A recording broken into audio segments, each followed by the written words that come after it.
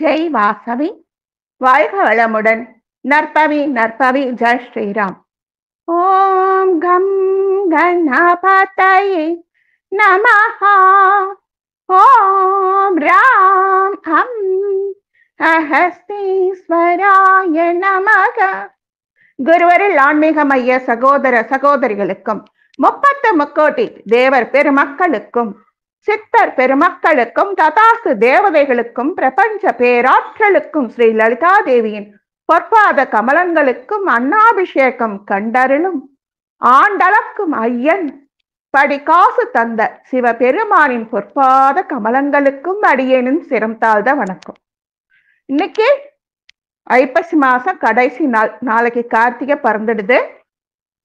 ஆனா சமஸ்கிருதத்துப்படி இப்ப கார்த்திகை மாசம் பிறந்துருச்சு. ஐப்பசி மாசம் அமாவாசையிலிருந்து கார்த்திகை மாசம் அமாவாசை வரைக்கும் கார்த்திகை மாசம். அந்த புண்ணிய நாள் பௌர்ணமி, நிறை நிலவு, பரணி, சித்த யோகம், இந்திர சாவர்ணி மன்வாதி, கார்த்திக கௌரி விரதம், லக்ஷ்மி பூஜா, துளசி விரதம், மாயவரம் ஸ்ரீ கௌரி மாயூரநாதர் கடமுக உற்சவ தீர்த்தவாரி, ரிஷப சேவை, ஸ்ரீ நெடுமாற நாயனார் குரு பூஜை. இத்தனை சிறப்புகள் வாழ்ந்த இந்த திருநாள்ல நாம அன்னாபிஷேகத்தை பத்தி கொஞ்சம் சிந்திக்கலாம், கொஞ்சம் பகிர்ந்துக்கலாம். அன்னாபிஷேகம் நம்ம எப்பவும் சொல்றதாங்க.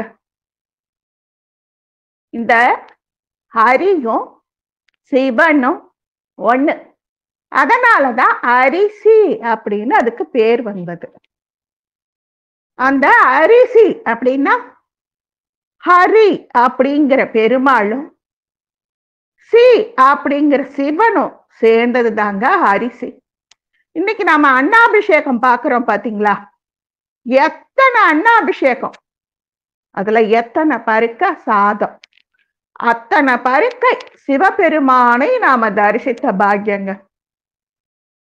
நாமெல்லாம் ஐப்பசி மாதம் பௌர்ணமி திதி அன்னைக்கு எல்லா சிவன் கோயிலையும், உலகத்துல இருக்கிற அத்தனை சிவன் கோயிலையும் அன்னாபிஷேகம் நடக்கும். நம்ம தில்லை எனும் சிதம்பரம் பொன்னம்பலநாதன் கோவில்ல தினம் தினம் தினம் தினம் ரத்ன சபாபதிக்கு அன்னாபிஷேகம் நடக்கும். அதுதான் சிதம்பரத்தோட ஒரு சிறப்பு. சிவனுக்கு நடக்கிற அன்னாபிஷேகம் லிங்க திருமேனிக்கு மட்டுமே நடத்தப்படுது. தில்லை சபாபதிக்கு லிங்கம் அப்படிங்கிறது சுத்த பிரகாரத்துல இருக்கிறதுனால என் அப்பன் பொன்னம்பலனுக்கு அந்த ஜோதி ஸ்வரூபமாய் திகழும் அந்த ஸ்படிக மூர்த்திக்குத்தான் அன்னாபிஷேகம் தினம் தினம் தினம் தினம் நடக்கும். சிவனின் லிங்க திருமேனிக்கு ஏன் தெரியுமா ஐப்பசி மாசம் அன்னாபிஷேகம்? எத்தனையோ அபிஷேக அலங்காரம் நடந்தாலும் ஐப்பசி மாசம் ஏன் அன்னாபிஷேகம் நடக்குது? ஒரு கதையே சொல்றாங்க. சந்திரனோட 27 மனைவிகள்ல ரோஹிணி மேல மட்டும் ரொம்ப பாசமா இருந்தானா. தட்ச பிரஜாபதியோட 27 பெண்களை கல்யாணம் பண்ணிக்கிட்ட சந்திரன் ஒரு மனைவிக்கு மட்டும் அன்பை பொழிந்து மீதி மனைவிகளை புறக்கணித்தான். தட்சன் சாபம் கொடுத்தான். அவன் சிவபெருமானை நோக்கி தவமிருந்து சிவனின் ஜடாமுடியிலே 3ஆம் பிறை சந்திரனாய் போய் அமர்ந்தான். அப்போ சிவபெருமான் அவனுக்கு அருளாசி வழங்கி, நீ 15 மாசம் தேய்வே, 15 மாசம் வளர்வே, அப்படி நீ முழு நிலவாக ஐப்பசி மாசம் பௌர்ணமி அன்னைக்கு உன்னுடைய சாபம் நீங்கி இருக்கு. அதனால ஒவ்வொரு நாளும் ஒவ்வொரு வருஷமும் ஐப்பசி மாசத்துக்கு அரிசிக்கு சந்திரன் அதிபதி. அதனால அந்த ஐப்பசி பௌர்ணமி அன்னைக்கு அந்த சந்திரன் அதிபதியா இருக்கக்கூடிய அரிசியை கொண்டு சமைத்த சாதத்தை அன்ன அலங்காரமாக நாம பார்க்கிறோம். அது அறிவியல் ரீதியாகவும் பூமிக்கு மிக அருகில சந்திரன் வருவது ஐப்பசி மாசத்துலயாங்க. இந்த ஐப்பசி மாசம் வர்ற பௌர்ணமி பூமிக்கு மிக அருகில வருமா. அதனால அன்னாபிஷேகம் செய்யறாங்களாம். எல்லா இடத்துலயும் லிங்க உருவுல இருக்கிற சிவபெருமானுக்கு ஐப்பசி பௌர்ணமி அன்னைக்கு அன்னாபிஷேகம் செய்வதால் உலகம் முழுவதும் சுபிக்ஷமாய் விளங்கும்னு சிவ ஆகமம் கூறுது. சிவனே பரம்பொருள், அவன் பிரதிபிம்பமே அனைத்து ஜீவராசிகளும்.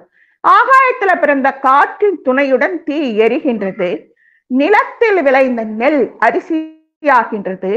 அரிசி நீரில் மூழ்கி தீயில் வெந்து அன்னமாகிறது. எனவே அன்னமும் பஞ்சபூதங்களின் சேர்க்கையே. இந்த அன்னம் அபிஷேக நிலையில் ஆண்டவனின் மேனி முழுவதும் அப்படியே தழுவுதான். அந்த சாதம், அன்னம் பிரசாதம் அப்படியே ஐயனை தழுவுதாங்க. ஐயனை தழுவுவதால் அன்னம் பிரசாதமாகிறது, அன்னம் மகிழ்கிறது. பஞ்சபூதங்களும் பரம்பொருளாகிய சிவபெருமானுக்குள் ஐக்கியம். அதனால பஞ்சபூதங்களால் விளைந்த அரிசியால் அன்னம் வடித்து அவருக்கு அபிஷேகம் செய்யப்பட்டார். அறிவியல் ரீதியா பார்த்தா கோள்கள் அனைத்தும் நீள்வட்ட பாதையில இயங்குது. முடிவில்லாத எல்லை கொண்டதுதான் பால்வெளின்னு சொல்லக்கூடிய மில்கி வே. இறைவனும் எல்லை இல்லாதவன், பால்வெளியும் எல்லை இல்லை. அதனால உணர்த்தவே சிவலிங்க திருமேனியும் நீள்வட்ட வடிவமா காட்சி தருது. அடியேன் ஒவ்வொரு வகுப்புலையும் பதிவு பண்ண விரும்புற ஒரு விஷயம், லிங்க பானமானது எவ்வளவுக்கு வெளியில தெரியுதோ அவ்வளவுக்கு பன்மடங்கு கீழே பூமியில தொட்டுக்கிட்டே இருக்கும். பூமியோட சிவபெருமானின் தீண்டல் சதா சர்வ காலமும் இருந்துகிட்டே இருக்கும். அதனாலதான் நீள்வட்ட வடிவமான அரிசியை கொண்டு அன்னம் சமைத்து அபிஷேகம் பண்றோம். அரிசி மாதிரி தானே இந்த சிவலிங்க பானமும். அந்த அரிசி எதுல இருந்து வருது? நெல்லில் இருந்து வருது. அந்த நெல்லோட வடிவமும் என்ன? அதுவும் நீள்வட்ட வடிவம், முடிவற்றது. நெல்ல ஒரு வித போட்டா 100 நெல்லை பார்க்கலாம் சொல்றோம்ல. அது மாதிரி சிவபெருமானுக்கும் எவ்வளவு தூரம் பூமிக்கு கீழே லிங்க பானம் போகுதோ நீள்வட்ட வடிவில போய்கிட்டே இருப்பாரு. எல்லா இடத்திலையும் உருவான லிங்க வடிவத்திலும் சில இடங்களில் உருவ வடிவங்களிலும் தரிசிக்கிறோம். இருந்தாலும் ஐப்பசி பௌர்ணமி அன்னைக்கு சிவனின் லிங்க திருமேனிக்கு மட்டுமே அன்னாபிஷேகம் நடத்துறோம். இந்த ஜீவராசிகள் எல்லாருக்கும் உணவு கிடைக்குதுங்க. அன்னைக்கு அந்த அன்னாபிஷேகம் பண்ணும் பொழுது எல்லா ஜீவராசிக்கும் அது பிரசாதமா வழங்கப்படுது. எல்லாருக்கும் பிரசாதம் கொடுத்துட்டு மிச்சம் இருக்கிற சாதம் நீர்நிலைகளில் கரைக்கப்படுகிறது. அப்போ நீர்வாழ் உயிரினங்கள் அதை உண்ணுது. அந்த நீரை பருகுகின்ற ஜீவராசிகள் உண்ணுகின்றது. மரம் செடி கொடி எல்லாம் வேர் வழியாக அதை உண்ணுகிறது. விலங்குகள் தண்ணீர் அருந்தது, அதுவும் அந்த அன்னத்தை உண்ணுகிறது. அப்படி எல்லாருக்கும் அன்ன பிரசாதம் போய் சேரும் பொழுது என்ன பலன் கிடைக்குது? சில கோயில்களில் மாலை நேரத்திலும் சில கோயில்களில் முற்பகலிலும் தினசரி தில்லை ரத்தின சபாபதிக்கும் அன்னாபிஷேகம் நடைபெறுகிறது. இதிலே கலந்து கொண்டு பிரசாதமாக அளிக்கப்படும் அன்னத்தை உண்டால் திருமண பாக்கியம் வேணுங்கிறவங்களுக்கு திருமண பாக்கியம், ஆயுள் ஆரோக்கியம் வேணுங்கிறவங்களுக்கு ஆயுள் ஆரோக்கியம், குழந்தை செல்வம் வேணும் அவங்களுக்கும் குழந்தை, கல்வி கலை ஞானம் நோய் எதிர்ப்பு சக்தி ஆரோக்கியம் மேம்பட்டு வாழ்விலே வசந்தம் வீசுது. ஐப்பசி அன்னாபிஷேக தரிசனம் எல்லா பக்தர்களுக்கும் புண்ணிய புண்ணிய புண்ணிய தரிசனம்னு சொல்றாங்க. சத்தியலோகத்துல பிரம்மா நடத்திய யாகத்துக்கு தில்லைவாழ் அந்தனர் 3000 பேரை கூப்பிட்டாங்களாம். தில்லையிலிருந்து நடராஜரின் திரு நடனம் காண்பதை விட யாகத்தினால எங்களுக்கு என்ன பலன் அப்படின்னு பிரம்மாவை தில்லைவாழ் அந்தனர் 3000 பேரும் கேட்டுறாங்க. அப்போ அங்க தோன்றிய நடராஜர், யாகத்திற்கு செல்லுங்க, யாகத்தின் முடிவிலே நான் காட்சி அளிக்கிறேன் அப்படின்னு சொல்ற. அந்த பிரம்மா நடத்திய யாகத்துக்கு தில்லைவாழ் அந்தணர்கள் 3000 பேரும் போனாங்களாம். அந்த யாகத்தின் முடிவில தீயிலிருந்து வெளிப்பட்டவரே ரத்தின சபாபதி. அப்படியே நம்ம முன்பக்கமா தீபாராதனை காட்டுவாங்க, பின்பக்கமோ ஒளிரும். அதுதான் ரத்தின சபாபதி. இவரோட சிலை சிதம்பரம் நடராஜரின் சிலையின் கீழே உள்ளது. காலையில 10 இருந்து 11 மணிக்குள்ள தினமும் ரத்தின சபாபதிக்கு முன்புறமும் பின்புறமும் தீபாராதனை காட்டுவாங்க. இந்த ரத்தின சபாபதி எப்படி சிதம்பரம் வந்தாரு? நம்ம பிரம்மா நடத்தின யாகத்துல அந்த நடராஜர் மாணிக்க மூர்த்தியாக வந்தாங்க. அதனால அவங்களை கொண்டு வந்து பூலோகத்துல சைவர்களுக்கு கோவில் அப்படின்னா சிதம்பரம், வைணவர்களுக்கு கோவில் அப்படின்னா ஸ்ரீரங்கம். அந்த சைவர்களுக்கு கோவில் அப்படின்னு சொல்லக்கூடிய சிதம்பரத்துக்கு கொண்டு வந்து வச்சு அந்த தீட்சிதர்கள் துதி செய்து சந்தனம், தேன், பால் போன்றவற்றால் அபிஷேகம் செய்து நடராஜரையும் ரத்தின சபாபதியும் வழிபட்டாங்களாம். ஏன்னா நெருப்புல இருந்து ஆவிர் வகித்தார் அல்லவா, அந்த உடம்ப அவங்க குளும பண்ண நினைச்சாங்களாம். அந்த தீட்சிதர்களுக்கு நடராஜர் தன்னுடைய ஸ்வரூபத்தையே கொடுத்துட்டாராம். எங்களை காப்பாற்ற வேண்டிய கடவுள் எங்களோட தான் இருக்கணும் அப்படின்னு அந்த ரத்தின சபாபதியை கொண்டு வந்து தினமும் 2ஆம் கால பூஜை காலை 10 மணி அளவில் செய்யப்படுகின்ற நடராஜர் மாணிக்க மூர்த்தி அப்படின்னு சொல்றாங்க. சிதம்பரத்துல தினமும் காலை 11 மணி அளவில் ரத்தின சபாபதிக்கு அன்னாபிஷேகம் செய்யப்பட்டு அந்த அன்னம் பக்தர்கள் அனைவருக்கும் பிரசாதமாக கொடுக்கிறாங்க. அதனாலதான் இந்த தலத்தை அப்பர் பெருமான் அன்னம் பாலிக்கும் தில்லை சிற்றம்பலம் அப்படின்னு சிறப்பித்து பாடினாராம். இந்த அன்னாபிஷேகத்தை தரிசித்து சாதம் பிரசாதமா மாறிடுது இல்ல, அந்த பிரசாதத்தை ஏற்றுக்கொண்டவர்களுக்கு என்றுமே அன்ன ஆகாரத்துக்கு கவலையே கிடையாதாங்க. அன்னாபிஷேகத்தன்று சிவ பெருமானின் மேனியிலே சாத்தப்படுகிற ஒவ்வொரு பருக்கை அன்னமும் ஒரு சிவலிங்கம். எனவே அந்த சிவ தரிசனம் செய்தால் கோட்டி சிவ தரிசனம் செய்த பலன் கிடைக்கும்னு சொல்லி அப்பர் பெருமான் சொல்றார். அதனாலதான் சோறு கண்ட இடம் சொர்க்கம் அப்படின்னு பெரியவங்க சொன்னாங்க. நாம என்ன நினைச்சிடறோம், நம்ம தினம் சாப்பிட்றோமே, அந்த சாப்பாடு கிடைச்சா சாப்பிட்டு தூங்குறது தான் சொர்க்கம் அப்படின்னு நினைச்சுக்கிறோம். இந்த சோறு எம்பெருமான் மேனியிலே கோடிக்கணக்கான அன்னங்கள் அழகுற அணி செய்து இருக்குது இல்லையா, அந்த சோறு கண்ட இடமே சொர்க்கம். அன்னாபிஷேக கோலத்துல எம்பெருமானை தரிசிக்க மோட்சம் கிட்டும். சிவன் அபிஷேக பிரியர். மொத்தம் 70 பொருட்களால் அவரை அபிஷேகம் செய்யலாம். அவற்றில் ஒன்றுதான் சுத்த அன்னம். நாம இன்னைக்கு செய்யறமே அன்னாபிஷேகம், அந்த அன்னத்தை சுத்த அன்னம் வாங்க. ஏன்னா அதோட எந்தவித புளி சாதமாவோ தயிர் சாதமாவோ எலுமிச்சை சாதமோ தேங்காய் சாதமாவோ அவரை சாத்துப்படி பண்றது இல்லை. இப்பதான் சமீப காலத்துல தேங்காய், காய்கறிகள், பழங்கள் இதெல்லாம் வைக்கிறாங்க. ஆரம்பத்துல சுத்த அன்னம் அதுதான் அவருக்கு மேனியில சாத்தப்படும். ஐப்பசி மாதம் அஸ்வினி நட்சத்திரத்திற்குரிய அன்னத்தால் வழிபடுவது சிறப்பானது.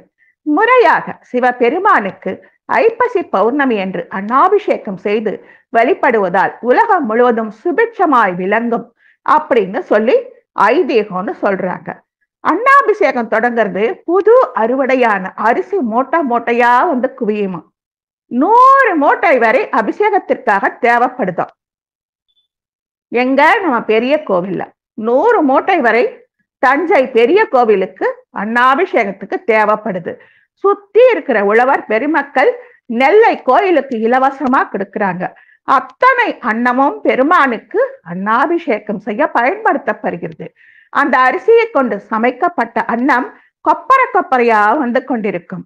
எம் பெருமானின் திருமேனி சிறிது சிறிதாக அன்னத்தால் அலங்கரிக்கப்படுகிறது. எம் பெருமானின் திருமேனி முழுவதும் அன்னாபிஷேகம் காண மாலையாயிருமா. மாலை பூஜைகள் முடிந்து அர்த்த ஜாமத்திற்கு பின் அன்னம் அனைவருக்கும் பிரசாதமாய் வழங்கப்படுகிறது. அன்னாபிஷேகம் மிகவும் சிறப்பாக நடைபெறும் மற்றொரு தலம் குடமுருட்டி ஆற்றின் தென் கரையிலே திருக்காட்டு பள்ளிக்கு அருகிலே உள்ள செந்தலை என்னும் ஸ்தலமா. அன்னாபிஷேகத்தன்று பகல் 11 மணிக்கு முதல்ல திருநீற்றால் அபிஷேகம் பண்ணுவாங்களாம். அப்புறம் மற்ற திரவியங்களால் எப்பையும் போல அபிஷேகம் பண்ணுவாங்களாம். மாலை 5 மணிக்கு எம்பெருமானின் திருமேனி முழுவதும் அன்னத்தாலும் மற்றும் காய்கறிகளாலும் அலங்காரம் செய்யப்படும். பூர்ண அலங்காரத்தில் விளங்கும் எம்பெருமானுக்கு சோடச உபச்சாரம். சோடசன்னா 16 வகை. ஒருமுக தீபத்துல இருந்து கும்ப தீபம் வரைக்கும் வர்றது தாங்க சோடச பூஜை. கவரி வீசுறது, சந்திர பட்டலம் சூரிய பட்டலம் காண்பிக்கிறது, கண்ணாடி காண்பித்து சுந்தரனை அவரையே ரசிக்க சொல்லி காண்பிக்கிறது, இது எல்லாமே சோடச உபச்சாரங்களில் அடங்கும். சிறப்பு தீபாராதனை நடைபெறும். இரவு 9 மணி அளவிலே எல்லாருக்கும் அன்னாபிஷேக திருமேனியின் மீது பூரண சந்திரனை வைத்து தனக்கு சாப விமோசனம் அளித்து தன்னை ஜடாமுடியிலே சூடிக்கொண்ட சந்திரசேகரனை, தனது அமிர்த கலைகளால் தழுவுகின்ற சந்திரனை நமக்கு காண்பிக்கிறதுக்காக அங்க பூரண சந்திரனை அங்க வைக்கிறாங்களாம், 3ஆம் பிறை சந்திரனை. இந்த கோவில்ல இருக்கிற சிவபெருமானுக்கு பேரு மீனாட்சி சுந்தரேஸ்வரரும். எல்லாரும் இந்த செந்தலையிலே கூடி மக்கள் வழிபடும் எம்பெருமானின் பெயர் மீனாட்சி சுந்தரேஸ்வரர். பொதுவாக அன்னம் எம்பெருமானின் மேனி முழுவதும் சாற்றுவது மிகவும் எளிமையான அலங்காரம். ஆனால் பல ஆலயங்களில் அன்னத்தில் எம்பெருமானின் ஒரு முகத்தையோ அல்லது 5 முகங்களையோ அலங்காரம் செய்கின்றனர். சில ஆலயங்களில் அன்னத்துடன் காய்கறிகள், பழங்கள், பச்சனம், ஆமா அதுவும் சொல்லணும். இப்ப எல்லாம் இனிப்பு பச்சனம், எல்லா பச்சனமும் கூட வச்சிடுறாங்க. அதையும் வச்சுதான் இப்ப சில சமயங்கள்ல அலங்காரம் பண்றாங்க. அந்த மாதிரி அன்னாபிஷேகம் நடைபெறுகிற கோவிலும் உண்டு. இதுக்கப்புறம் நாம கங்கை கொண்ட சோழபுரம் அந்த கோயிலையும் ரொம்ப விசேஷமா அன்னாபிஷேகம் நடைபெறுது. நம்ம தில்லை அம்பலத்திலே எழுந்தருளி இருக்கும் நடராஜர் சர்வதாரி வருடம் மார்கழி மாதம் 25ஆம் தேதி முதல் அட்சய வருடம் கார்த்திகை மாதம் 14ஆம் தேதி வரையிலும், அதாவது ஆங்கில வருஷத்துல சொல்லணும்னா கிபி 1648 டிசம்பர் 24ஆம் தேதி முதல் 1686ஆம் வருடம் நவம்பர் மாதம் 14ஆம் தேதி வரையிலும் கிட்டத்தட்ட 37 ஆண்டுகள் 10 மாதங்கள் 20 நாட்கள் மறைந்து வாழ்ந்து வந்திருக்கிறார். இதுவும் ஒரு சிதம்பர ரகசியமா. இன்னைக்கு நாம இந்த தகவலை தெரிஞ்சுக்கலாம். மேற்குறிப்பிட்ட காலப்பகுதியில பற்பல இடங்களுக்கும் அவரை எடுத்துட்டு போயிருக்கிறாங்க. தில்லை ஆண்டவரை எடுத்து சென்று அங்கங்க எங்க கோவில் இருக்கோ சிவபெருமான் கோவில், இவர்தான் தில்லை எம்பெருமான் அப்படின்னு காமிக்காம பத்திரமா ரகசியமா வச்சு பூஜை பண்ணியிருக்காங்க. குறிப்பா இந்த இடம்தான் அப்படின்னு யாருக்குமே காமிக்காமையா மறைச்சு கொண்டு போயிருக்காங்க. பாண்டிய நாட்டுக்கு எடுத்து செல்லப்பட்டு குடுமையான் மலையிலே 40 மாதங்களும் பின்னர் மதுரையிலே சில காலமும் வைக்கப்பட்டு இருக்கிறார். இந்த செய்திகள் 46ஆம் எண்ணுள்ள செப்பேட்டிலே குறிக்கப்பட்டுள்ளதாய் தெரிய வருகிறது. சரபோஜி மன்னர் 1684ஆம் ஆண்டு ஆரம்பித்து 1686ஆம் வருடம் வரையிலும் தில்லை கோவிலில் திருப்பணிகள் செய்து வந்ததாகவும் தெரிய வருகிறது. அந்த காலகட்டத்தில் அம்பலவாணனுக்கு ஊருடைய முதலியார் அப்படின்னு ஒரு பேர் வந்துச்சான். ஏன்னா எந்த இடத்துல அவரை வச்சு பாதுகாக்கிறதுன்னு தெரியல. மற்றவங்க கையில இருந்து எம்பெருமான பாதுகாக்கணும். அதனால ஊரா போயிட்டு வந்தார் இல்லையா, அதனால அவரை ஊருடைய முதலியார் அப்படின்னு பேர் வச்சுட்டாங்க.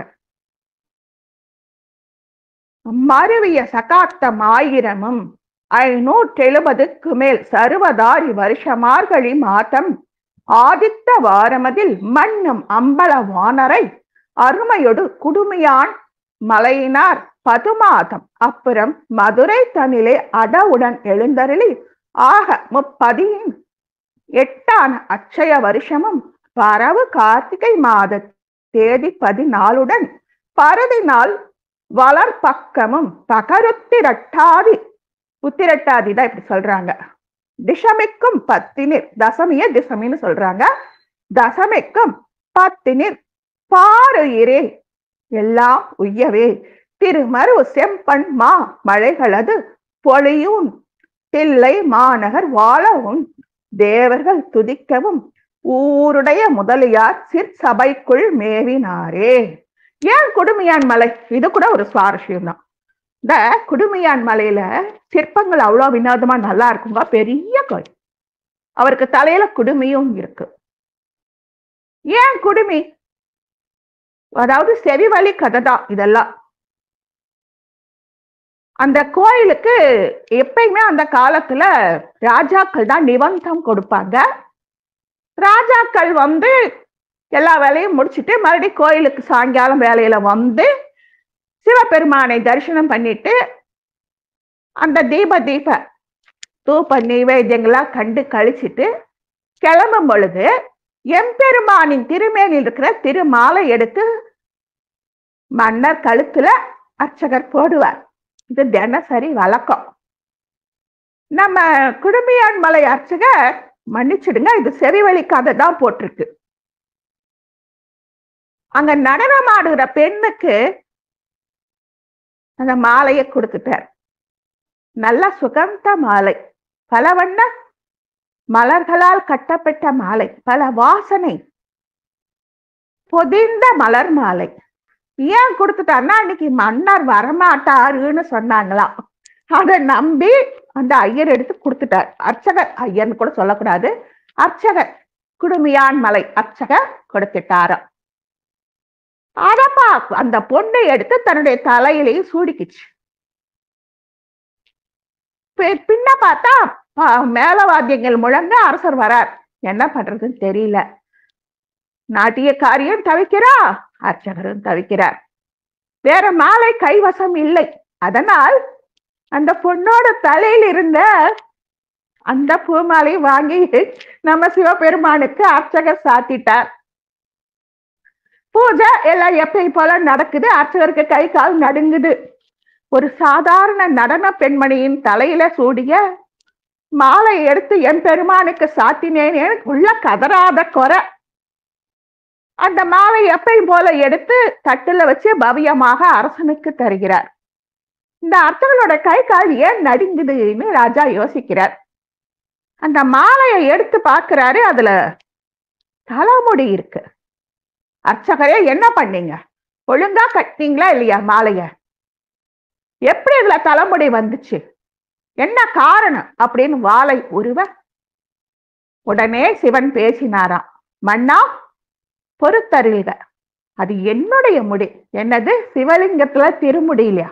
ஆமா, என்னோட தலைமுடிதான் அது. அர்ச்சகர் மேல பரிவு கொண்ட குடுமியான் மலை ஈஸ்வரன், எனக்கு குடுமி இருக்கு, அந்த குடுமியில் இருக்கிற முடி, இது வேற ஏதோ சித்து வேலை, இதை நான் நம்ப மாட்டேன். சரி, நீயே பார்த்துக்கோ, சிவலிங்கம் சொல்லுது. அர்ச்சகரோட போய் விளக்க எடுத்துட்டு போய் ராஜாவும் உள்ள போய் பார்த்தா பின்னாடி குடுமி முடிஞ்சு இருக்குதாங்க. அந்த குடுமையிலிருந்து வந்த முடி அப்படின்னு சொல்லவும் ராஜா சமாதானம் ஆயிட்டார் அப்படின்னு ஒரு செவிவழி கதை. அந்த குடுமியான் மலையில இருந்து, மதுரை அம்பதியிலிருந்து மறுபடியும் தில்லை கூத்தன் தில்லையில இருந்து உட்கார்ந்தாச்சு. 1696 சிதம்பரத்துக்கு மீண்டும் வந்தார் அப்படின்னு ஆயிரங்கால் மண்டபத்தில் உள்ள கல்வெட்டிலே குறிக்கப்பட்டிருப்பதாக தெரிய வருது. இதுக்கு அப்போதைய முகலாய சாம்ராஜ்ய அரசனான அவுரங்கசீப்பின் படையெடுப்பே காரணம். தென்னாட்டில் செஞ்சியிலே 7 ஆண்டுகள் இந்த படைகள் தங்கி இருந்ததாகவும் தெரிய வருகிறது. தஞ்சை மராட்டிய வம்ச அரசர்களுக்கு தில்லை கூத்தன் பால் உள்ள அன்பால் அச்சமயம் திருவாரூரில் தில்லை கூத்தனை மறைத்து வைத்திருந்தாங்களா கொஞ்ச காலம். அப்போது எடுத்து செல்லப்பட்ட செப்பேடுகள் பின் நாட்களில் அம்பலவாணன் தில்லைக்கு திரும்பும் போது திருவாரூரிலேயே தங்கிருச்சா அந்த செப்பேடு. அந்த செப்பேடுகள் திருவாரூர் செப்பேடுகள் அப்படின்னு அழைக்கப்படுதான். தில்லை பேரம்பலத்தில் அம்பலவாணனை மறைத்து வைத்திருந்த பெட்டியை இன்னைக்கும் பார்க்கலாமா. தில்லையில நாம உள்ள போக விட மாட்டாங்க. பஞ்சாட்சரப்படியெல்லாம் நாம ஏற முடியாது. நாம கொஞ்ச தூரத்துல இருந்து ஆகாய ஸ்தலமான அந்த வில்வ மாலையை காண்பிப்பாங்க. அந்த தீட்சிதர்கள் அதை காண்பிக்கிறதுக்கு நாம தவம் இருக்கணும். பஞ்சபூத ஸ்தலங்கள்ல ஆகாயம், அங்க இருக்கிற அந்த தங்க வில்வ மாலைகள் தொங்குவதை நாம் தரிசிப்பது பேரின்பம். அந்த அம்பலவாணனை மறைத்து வைத்திருந்த பெட்டியை இன்னைக்கும் தில்லை பேரம்பலத்துல பார்க்கலாமா. சைவ மடங்களின் தொண்டுகளும் அந்த காலத்துல நிறைய இருந்திருக்கு. தர்மபுரம் ஆதீனம், திருவாவடுதுறை ஆதீனம், திருப்பனந்தாள் காசி மடம், தில்லை சிற்றம்பல கூத்தன்பால் பேரன்பு பூண்டு அங்கே தொண்டு செய்வதை பெரும் பாக்கியமாக கருதும் மடங்கள். இந்த மடங்கள் தினசரி வழிபாட்டுக்கான கட்டளைகள் மட்டுமின்றி திருப்பணிகளும் செய்து கொடுக்கின்றன. இந்த மடங்கள் முறை போட்டு கொண்டு ஓதுவார்களையும் தயார் செய்து கோவிலுக்கு அளித்து வருகிறது. இந்த மடங்களால் நிர்வகிக்கப்படும் திருமுறை கழகம் தில்லை வாழ் அந்தணர்கள், ஓதுவார்கள் மற்றும் பொதுமக்களில் விரும்புவர்களுக்கு திருமுறை கற்றுக் கொடுக்கும் பணியும் செய்து வருகிறது. எல்லா கால பூஜைகளிலும் தேவாரம், திருவாசகம், பெரிய புராணம், திரு விசைப்பா, திரு பல்லாண்டு போன்ற பஞ்ச புராணங்கள் என்று சொல்லப்படும் தமிழ் பாக்கள் மட்டுமே பாடப்பட்டு வருகிறது. தினசரி ஒவ்வொரு கால பூஜையின் போதும் கோவிலின் முறையான ஓதுவார்களால் திருவெம்பாவை ஓதப்படுகிறது. இவை நந்திக்கு பின்பக்கமாய் இருந்துதான் ஓதப்பட வேண்டும் என்பதே மரபு. இந்த ஓதுவார்களை இதற்கெனவே தயார் செய்து அளிப்பதில் இருந்து ஓதுவார்களுக்கான செலவுகளை சைவ மடங்களே பொறுப்பெடுத்துக் கொள்கிறது. சிவன் கோவில்களில் மட்டுமே ஓதுவார்கள் என்ற தனி அடியார்கள் இருக்கின்றனர். இவர்களே தமிழிசை பாடல்களான தேவார, திருவாசக பாடல்களை வழிபாட்டின் காலத்துக்கு ஏற்றாற்போல் பாடுகின்றனர். வைணவ கோவில்களில் வழிபாடுகளை நடத்தும் பட்டாச்சாரியார்களே பிரபந்த செய்யுட்களையும் பாடுவாங்க. அதே போல தீட்சிதர்கள் தமிழ் பாடல்களை கருவறையிலோ அதை அடுத்த கனக சபையிலோ இங்கே பாடுவது கிடையாது. தற்சமயம் பாடி வரும் ஒரு பெண்மணியும் சிதம்பரத்திலேயே இருக்கும் ஒரு பள்ளியின் ஓய்வு பெற்ற தலைமை ஆசிரியை திருப்பனந்தாள் மடத்தால் நியமிக்கப்பட்டு பாடி வருவதாய் தெரிய வருகிறது. பரம்பரை ஓதுவார்கள் போல பாவமும் ராகமும் அமையாவிட்டாலும் இறைவன் மேற்கொண்ட அன்பும் ஆர்வமும் பக்தியும் அவங்க பாடுறாங்களாம். ஒவ்வொரு கால பூஜை வழிபாட்டின் போதும் அனைத்து பக்தர்களும் இறைவனை தரிசிக்கும் வண்ணம் கனக சபையில் வைத்தே அபிஷேக ஆராதனைகள் நடைபெறுகின்றன. ஆராதனைகளும் அபிஷேகங்களும் நடக்கும் பொழுது பக்தர்கள் அனைவரும் கட்டுக்கோப்புடனும் ஒழுங்கு முறையினுடன் நின்று கொண்டு தரிசிப்பதோடு அல்லாமல் வெளியூர் பக்தர்களுக்கு முன்னுரிமை கொடுக்கணும் அப்படின்னு தமிழ்நாட்டிலேயே இந்த கோயில தான் பார்க்கலாமா. இன்னைக்கு அன்னாபிஷேகம் பௌர்ணமி, ஐப்பசி பௌர்ணமி அன்னாபிஷேகம். ஒரு பாடு.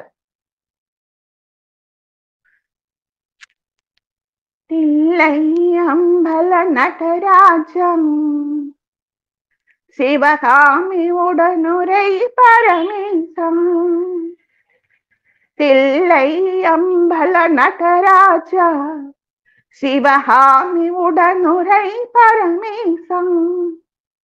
அல்லல் தீர்த்தாலவா வா வா அருளாலா.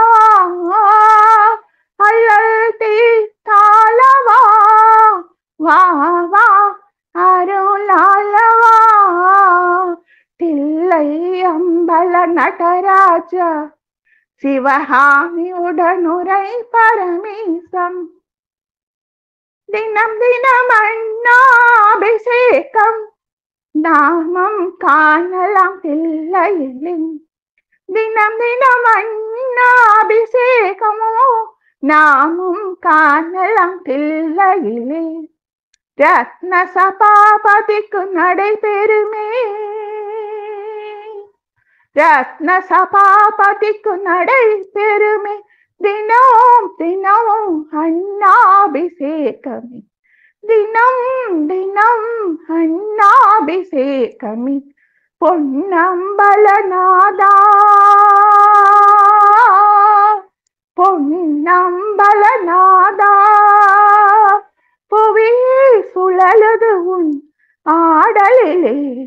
புவியே சுழலுது உன் ஆடலிலே தில்லையம்பல நடராஜம் சிவகாமி உடனுரை பரமேசம் அல்லல் தீர்த்தாளவா வா வா அருளாளவா அல்லல் தீர்த்தாளவா வா வா அருளாளவா ரத்னா சபாபதி ஒளியினிலே ரத்னா சபாபதி தீப ஒளியினிலே ஜோதியாய் திகழ்வார் அருள் பெறுவோமே உலகின் அனைத்து உயிர்களுக்கும் உலகின் அனைத்து உயிர்களுக்கும் அண்ணாம் பாலிக்கும் அண்ணாமலையே தில்லை அம்பல நடராஜா அண்ணம் பாலிக்கும் பரமேசம் அல்லல் தீர்த்தாளவா வா வா அருளாளவா அல்லல் தீர்த்தாளவா வா வா அருளாளவா தில்லை அம்பல நடராஜா சிவகாமி உடனுரை பரமேசம்.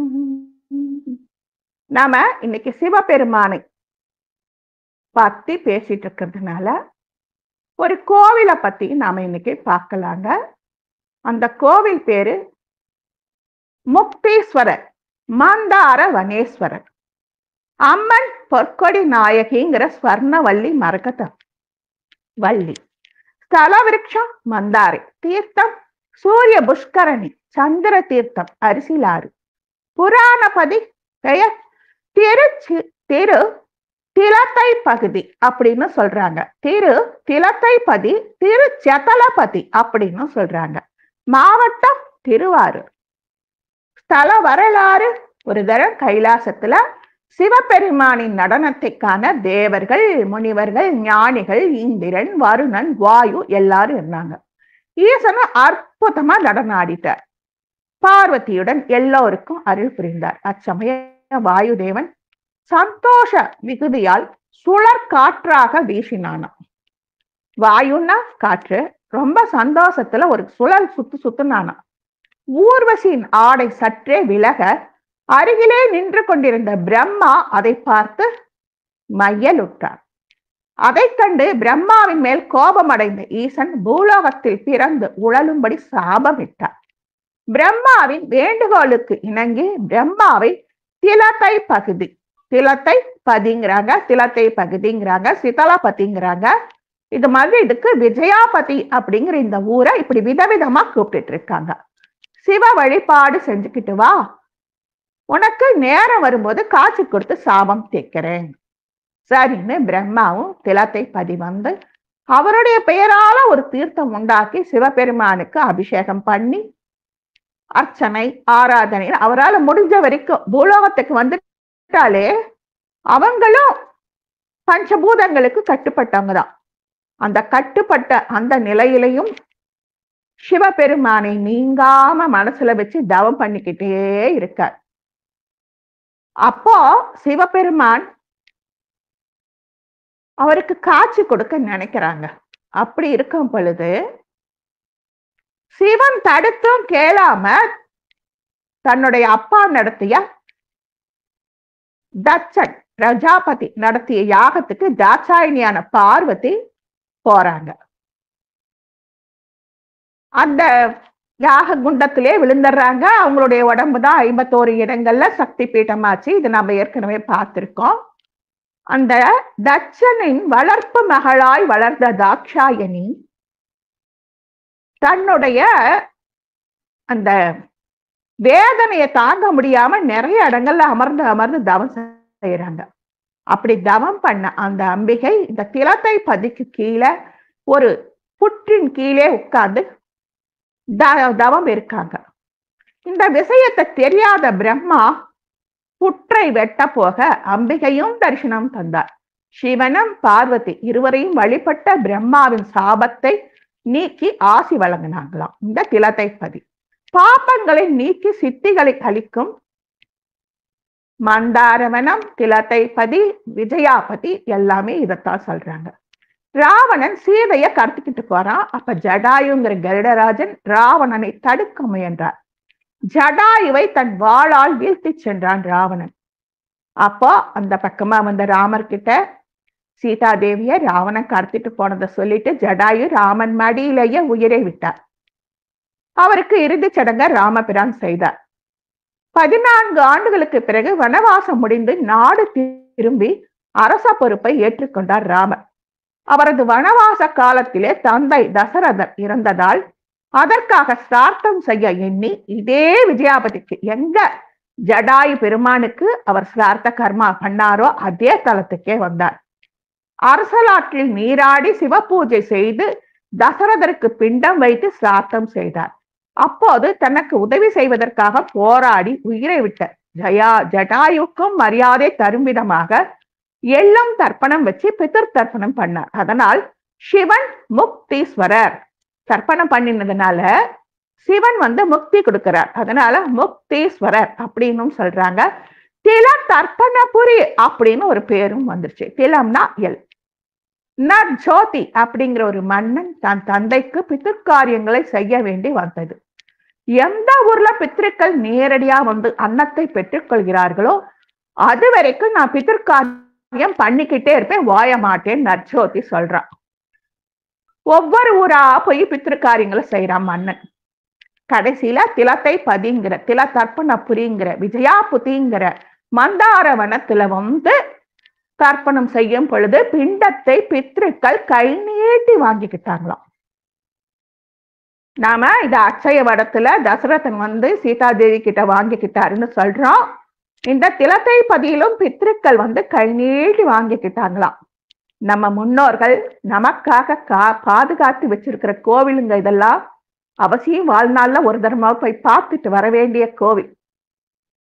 அதனால பித்ருக்கள் நேர்ல தர்ப்பண அன்னத்தை வாங்கிக்கிட்டதுனாலையும் ராமபிரான் தசரதனுக்கும் ஜடாயுவுக்கும் இங்க பித்ரு தர்ப்பணம் செய்த காரணத்தினாலும் தில தர்ப்பணபுரி அப்படிங்கிற சிறப்பான பேர் இருக்கிற இந்த கோவிலுக்கு பித்ரு தர்ப்பணம் செய்ய அமாவாசை திதி நட்சத்திரம் நம்ம அப்பா அம்மா எப்ப போனாங்களோ அப்பா திதின்னு எதுவும் கிடையாது. எந்த நாள்ல வேணாலும் போய் சுத்தபத்தமா நீராடிட்டு சிராத்தம் தர்ப்பணம் செய்யலாம். இந்த தலத்து முனிவர் முக்தீஸ்வரர் அப்படிங்கிற திருநாமத்துடன் பெரிய லிங்கமூர்த்தியாய் அருள் பாலிக்கிறார். அம்பிகை ஸ்வர்ணவல்லி பொற்கொடி அம்மை அப்படிங்கிற திருநாமங்களுடன் சிறிய வடிவிலே காட்சி தருகிறார். இந்த தலம் 4 யுகங்களிலும் முறையே மந்தாரவனம் என்றும் ஹரிக்ஷேத்திரம் என்றும் பிரமநாயகம் என்றும் தில தர்ப்பணபுரி என்றும் பெயர் பெற்று வந்தது. முக்தீஸ்வரரை சூரியன் சந்திரன் இருவரும் ஒரே நேரத்துல வழிபாடு நடத்தியதாக கூறப்படுகிறது. இவர்கள் இருவரும் ஒன்று சேரும் நாள் அமாவாசை. அதனால் இங்கு தினமும் அமாவாசை, அதாவது நித்திய அமாவாசை. அதனால இந்த கோவில்ல முன்னோர்களுக்கு தர்ப்பணம் செய்வதற்கு நாள் கிழமை பார்க்க வேண்டிய அவசியமும் கிடையாது. நம்ம ராமபிரான் வனவாசம் போயிட்டு ஜடாயுக்கும் அப்பாவுக்கும் தர்ப்பணம் வச்சாருன்னு பார்த்தோம் இல்லைங்களா? அவர் 4 பிண்டங்களை வைத்து சிரார்த்தம் செய்த போது 4 பிண்டங்களும் லிங்கங்களாக மாறிவிட்டன அப்படிங்கிறது செவிவழி செய்தியம். அதனால இந்த கோவில்ல மூலஸ்தானத்துக்கு பின்பக்கமா இந்த 4 லிங்கங்களும் ராமபிரான் வடக்கு திசை நோக்கி லிங்கங்களும் இருக்கு. ராமபிரான் வடக்கு திசை நோக்கி வலது காலை மண்டியிட்டு அமர்ந்து வணங்கும் காட்சியும் உள்ளது. இது ஒரு அபூர்வமான தரிசனம். இந்த கோயில்ல இன்னொரு சிறப்பு இருக்காங்க.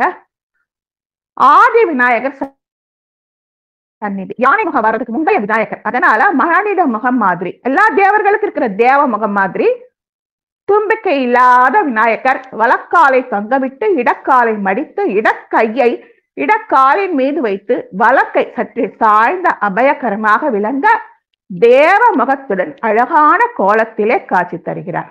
இந்த தலத்து முருகப்பெருமானை அருணகிரிநாதர் தனது திருப்புகழில் பாடியுள்ளார். திருப்புகளில் இத்தலத்து முருகன் மீது ஒரு பாடல் உள்ளது. இத்தலத்தில் முருகப்பெருமான் ஒரு திருமுகத்துடனும் 4 திருக்கரங்களுடனும் வள்ளி தெய்வயானை சமேதமாக நின்ற கோலத்தில் கிழக்கு நோக்கி இருக்கார்.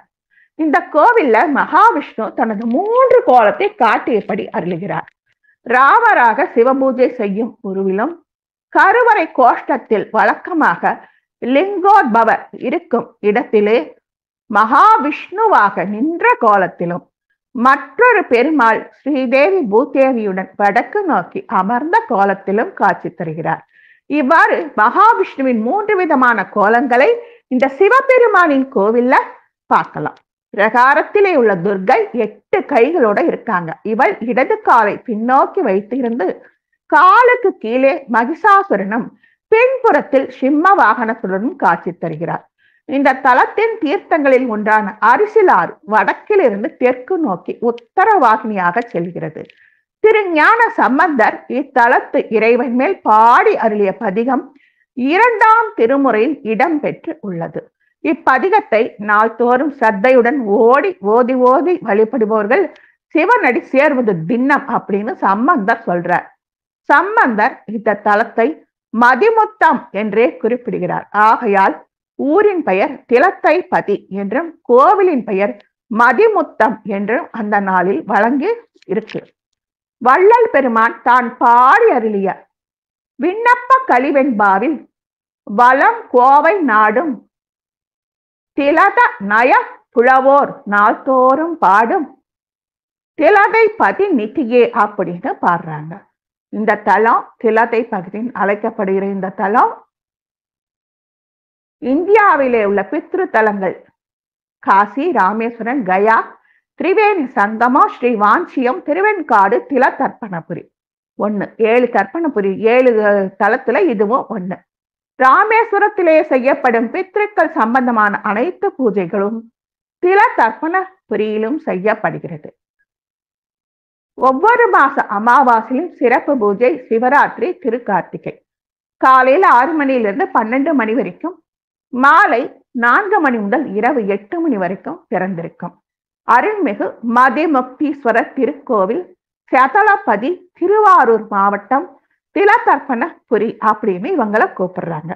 இன்னைக்கு நாம பௌர்ணமி அன்னாபிஷேகத்தை பத்தியும் பார்த்துட்டோம். ஒரு அற்புதமான திலதர்ப்பணபுரியை பத்தியும் பார்த்துட்டோம். பௌர்ணமி, ஐப்பசி பௌர்ணமி சந்திரனுக்கு உகந்த பௌர்ணமி. அதனால அன்னாபிஷேகத்தை எல்லோரும் நாம மனஸ்பூர்த்தியா அந்த அண்ணா அபிஷேக பிரியனை வணங்கி ஹரஹர ஹரஹர சம்போ மகாதேவா நம பார்வதி பதயே நம சிவாய ஓம் நம சிவாய பரமேஸ்வராய சசிசேகராய நம ஓம் பவாய குணசம்பவாய சிவதாண்டவாய நம ஓம். வாழ்க வளமுடன். ஜெய் வாசவி நற்பவி நற்பவி. ஜெய் ஸ்ரீராம். பிரபஞ்ச பேராற்றலுக்கும் ஸ்ரீ லலிதா தேவியின் பொற்பாத கமலங்களுக்கும் அடியேனின் சிரம் தாழ்ந்த வணக்கம்.